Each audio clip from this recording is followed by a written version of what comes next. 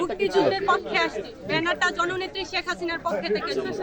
জননেত্রী শেখ হাসিনা কি বাংলাদেশের জন্য কিছু করে নাই? জননেত্রী শেখ হাসিনা তো বাংলাদেশ। যে আপনি কি করেন? আপনি কি করেন? আপনার নাম কি? কিছু করি না। আপনার নাম কি? কোথা থেকে আসছিলেন?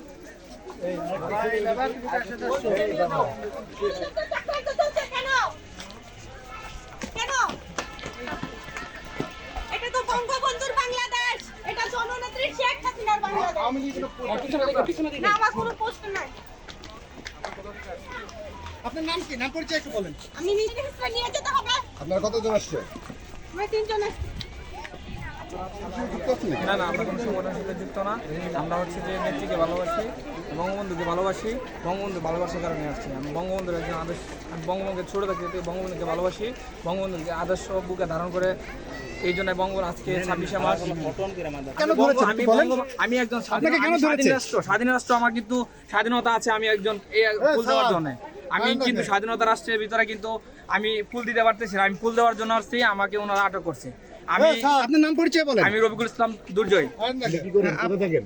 আমি ঢাকাতে থাকি। কোথা থেকে? ঢাকা কোথায় থাকেন? ঢাকা মিরপুরে থাকি। আপনার কোনো সাংগঠনিক পরিচয় আছে কিনা? কোনো রাজনৈতিক দলের পরিচয় আছে? রাজনৈতিক দলে আমার কোনো পরিচয় নাই। আমি হচ্ছে বঙ্গবন্ধুর আদর্শের একজন সৈনিক, আর বঙ্গবন্ধুকে ভালোবাসি। বঙ্গবন্ধুকে আজকে 26শে মার্চ এই জন্য আমি ফুল দিতে আসছি। কতজন আছে?